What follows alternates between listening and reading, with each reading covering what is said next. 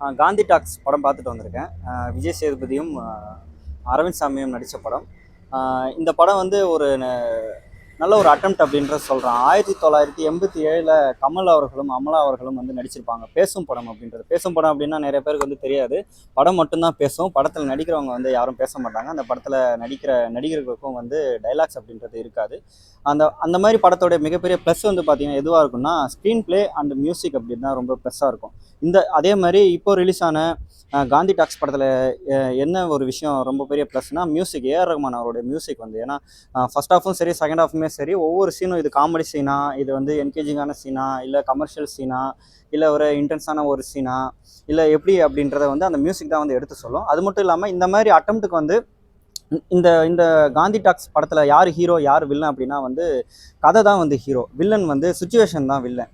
அது மட்டும் இல்லாமல் இந்த படத்தில் என்னென்னா என்னடா இது வாழ்க்கை அப்படின்றதா ரெண்டு பேருடைய கதையாக வந்து போகும்.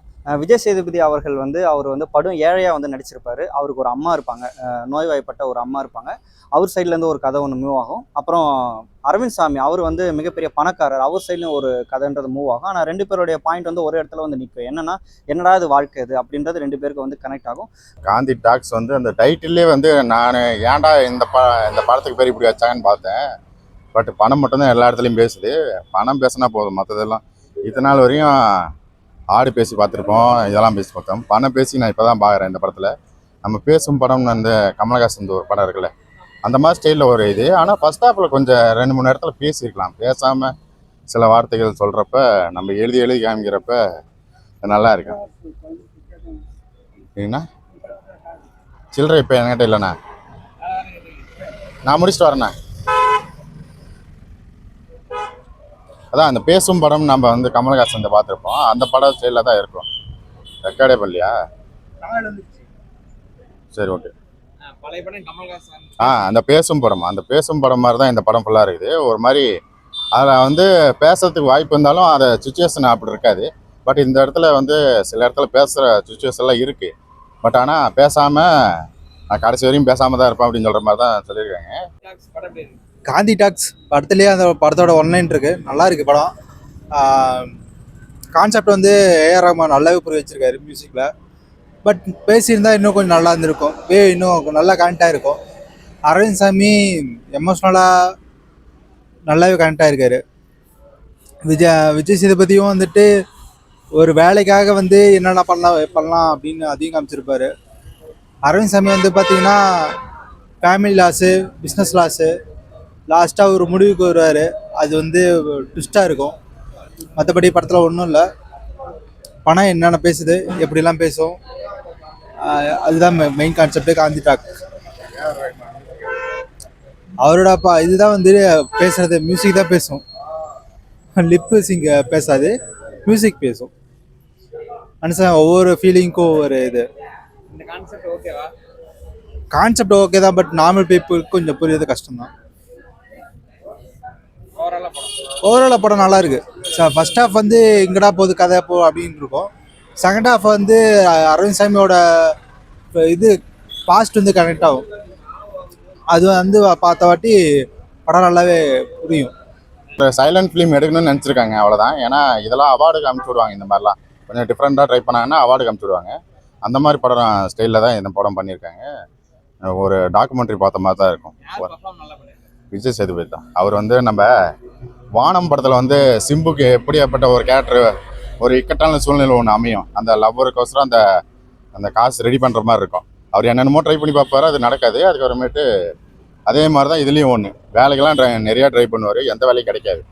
அதுக்கப்புறமேட்டு சரி கரண்ட் பில்லு இருக்கும், வீட்டு வாடகை இருக்கும், எல்லோரும் வந்து அதெல்லாம் சமாளிக்கிறதுக்கோசரம் ஒன்று பண்ணுவாங்க. பட் அதுக்கப்புறமேட்டு அவரால் எதுவுமே முடியாது கடைசி வரையுமே. அதுக்கப்புறமேட்டு ஒரு முடிவு எடுத்து நம்ம கொள்ளடிச்சாதான் நான் வந்து நம்ம சர்வை பண்ண முடியும் அப்படின்னு சொல்லிட்டு ஒரு பணக்கார வீட்டில் போய் கொள்ளடிச்சிருவாங்க. ஆனால் கொள்ளடிக்க போன இடத்துல அவருக்கு என்ன நடந்துச்சு, அதுக்கப்புறமேட்டு படம்பெல்லாம் எப்படி போகுதுன்னு தான் கதை. ஒரு மாதிரி ட்விஸ்ட் வந்து நம்ம அரவிந்த் சாமியை வந்து ரொம்ப வில்லனாக பார்த்துட்டு இருந்திருப்போம். ஃபர்ஸ்ட்லேருந்தே அவர் ஒரு பெரிய பணக்காரரே, இவன் போட்டு தள்ளிடுவாங்க போலது அப்படின்னு நினச்சிட்டு யோசிச்சு பார்த்துட்டு இருப்போம். பட் போட்டுலாம் இருந்தல, அவர் எவ்வளோ நல்லவர்னு படத்தை பார்த்தாவே தெரிஞ்சிடும். ஏன்னா அது அவருக்கு ஒரு சம்பவம் நடந்துகிட்டே தான், ஒரு 3-4 கதை உள்ளே போயிட்டுருக்கோம். ஒரு பணக்காரனோட கதை, ஒரு ஏழையோட கதை, அதுக்கப்புறமேட்டு இந்த இது மூலிமா மீடியா என்ன வந்து வெளியே காட்டுது, அதுக்கப்புறமேட்டு போலீஸ்காரங்க இந்த இந்த இந்த கதையெல்லாம் உள்ளே போயிட்டுருக்கோம். ஒரு மாதிரி நல்லாவே பண்ணியிருக்காங்க. ஏஆர் ரஹ்மான் மியூசிக் தான். அவர் மட்டும்தான் மியூசிக் வெளியே பேசிகிட்டு இருக்காரு எல்லாத்திட்டையும். படத்தில் இருக்கிறவங்க எவனும் பேச மாட்டான். சவுண்ட் எஃபெக்ட்லாம் கொடுத்து வச்சுக்கிறாங்க, பட் எவனும் பேச மாட்டான். மியூசிக் மூலிமா வந்து இவனுக்கு இந்த கேரக்டர், இவனுக்கு இந்த கேரக்டர், இவனுக்கு இந்த மியூசிக் மட்டும்தான் போட்டால் தான் இவனுக்கு அது கரெக்டாக இருக்கும் அப்படின்னு சொல்கிற மாதிரி 2-3 டேரக்ஷனில் ஒன்று போவோம். பிட் பாக்கெட் ஒருத்தன் வருவான் ஒரு கேரக்டர். அந்த பிட் பாக்கெட் கேரக்டர் வந்து கொஞ்சம் இன்ட்ரெஸ்டிங்காக இருக்கும். அவனுக்கு ஒரு ஆர்க் இருக்கும். ஃபஸ்ட்டு வந்து தப்பு பண்ணிக்கிட்டே இருப்பான். ஒரு இன்னொரு இடத்துல போய் தப்பு பண்ணலாம்னு நினைக்கும் போது அவனுக்கு ஒரு ஆபத்தை நடக்கும். அதை வந்து அவன் விட்டுருவான். அது ஒரு மாதிரி இந்த படத்தில் ரொம்ப சூப்பராக பண்ணியிருக்காங்க. நான் இந்த படம் இப்படி இருக்குன்னு நான் எதுவும் எக்ஸ்பெக்ட் பண்ணல. ஏன்னா நிறைய பேர்த்துக்கு இந்த படங்கள் புரியுறது கொஞ்சம் கஷ்டம் தான். ஏன்னா இன்ட்ரோல் வரை எதை நோக்கி போயிட்டுருக்குன்னே தெரியாது. எல்லாமே டைலாக்ஸ் பேசாமையே நிறைய விஷயத்த கன்வே பண்ணலாம்னு நினச்சிருக்காங்க. அதுதான் எனக்கு சில இடத்துல மைனஸாக இருக்குது. மற்றபடி ஓவராலாக பார்க்கும்போது ஒரு படம் பார்க்கும்போது கை தட்டிட்டு தான் வெளியே வருவீங்க. அந்த கிளைமேக்ஸ் தான். கிளைமேக்ஸில் ஒரு சீன் நடக்கும். அவர் ஒரு செட்டப் பண்ணி வச்சுட்டு போயிடுவார். அங்கேயே வந்து 2-3 சீனும் நடக்கும். அதுக்கப்புறமேட்டு நம்ம மலையாள படங்கள் நிறையா பார்த்துருக்கோம். அந்த ஸ்டைலில் இந்த படம் இருக்குது. ஏன்னா ஹிந்திக்காரங்க இந்த மாதிரிலாம் எடுப்பாங்களான்னு நான் யோசிச்சுட்டு இருந்தேன். பட் ஹிந்தி டைரக்டரும் அவருக்கு இந்த கதையை வந்து சூப்பராக பண்ணிடுறாங்க. லொக்கேஷன்ஸ் கம்மி தான். இந்த ஒரு 4-5 வீடு இருக்கும், அவ்வளோதான். அதை சுற்றியே தான் கதை போயிட்டுருக்கோம். கண்டிப்பாக இது யார் வேணால் உட்காந்து பார்க்கலாம். யார் பார்த்தாலும் அந்த எழுதி காமிக்கிறது மட்டும்தான் வந்து வேறு லாங்குவேஜில் போட்டாகணும். மற்றபடி படமாக ஓவரலாக பார்த்தீங்கன்னா யார் வேணால் உட்காந்து பார்க்கலாம். இப்போ இந்த காது கேட்காதவங்க, பேச முடியாதவங்க, அவங்களாம் பார்த்தாங்கன்னா இன்னும் இந்த படத்தை வந்து ஈஸியாக புரிஞ்சுக்குவாங்க. நமக்கு அந்த சைன் லாங்குவேஜ்லாம் தெரியாது சில பேர்த்துக்குலாம். அதனால் அது புரியறது கொஞ்சம் கஷ்டம்தான். ஆனால் ஓவராலாக பார்க்கும்போது ரொம்ப சூப்பராக பண்ணி வச்சுருக்காங்க. எல்லாரும் பார்க்க வேண்டிய படம் தான். கடைசியாக அவங்க 2 பேரும் வந்து மீட் பண்ணுவாங்க. அந்த சீன் வந்து ரொம்ப கொஞ்சம் வந்து என்கேஜிங்காக இருக்கும். மற்றபடி படத்தில் வந்து அதித்தி வந்து நடிச்சிருக்காங்க. அவங்களுடைய சீன்ஸும் ரொம்ப அவங்களோட ஆக்டிங்கே வந்து எந்த அளவுக்கு இம்ப்ரூவ்மெண்ட் பண்ணுறாங்க அப்படின்றது அவங்களோட படங்கள் பார்க்கும்போதே வந்து தெரியுது. அவங்களோட கண்ணே வந்து சூப்பராக வந்து நடிக்குது. படத்துக்கு அவங்க வந்து ரொம்பவே வந்து மெச்சூர்ட் ஆகிட்டு இருக்காங்க. இந்த கதையில் அதித்தி அப்படின்றவங்க இந்த கதையில் இல்லை அப்படின்னா இது என்ன மாதிரி கதையாக போயிருக்கும், என்ன மாதிரி பார்வையில் நம்ம வந்து பார்த்துருப்போம் அப்படின்றத ஒரு கேள்விக்குறி தான். காரணம் ஏன்னா இந்த படம் நடக்கிற இடம் பார்த்திங்கன்னா முழுக்க மும்பை அந்த சுற்று வட்டாரத்தை நோக்கி தான் வந்து இந்த படம் வந்து நகர்ந்துட்டு இருக்கும்.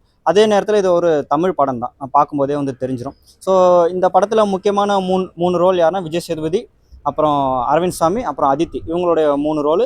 அதுக்கப்புறம் இந்த படத்தில் வந்து ஹீரோ வந்து பார்த்தீங்கன்னா கதை தான் ஹீரோ, வில்லன் வந்து சுச்சுவேஷன் தான் வில்லன். படத்தை நல்லா சக்ஸஸ்ஃபுல்லாக எடுத்துகிட்டு போகிற மியூசிக் டைரக்டர் ஏஆர் ரஹ்மான் வந்து எடுத்துகிட்டு போயிருக்காரு. தேங்க்யூ. ரேட்டிங் இந்த படத்துக்கு வந்து 10க்கு நான் ஒரு 5 தான் அப்படின்றத தருவேன். ஏன்னா அது நல்ல அட்டெம்ப்ட் தான். நான் அந்த அட்டெம்ப்ட்டை வந்து நான் குறை சொல்ல விரும்பலை.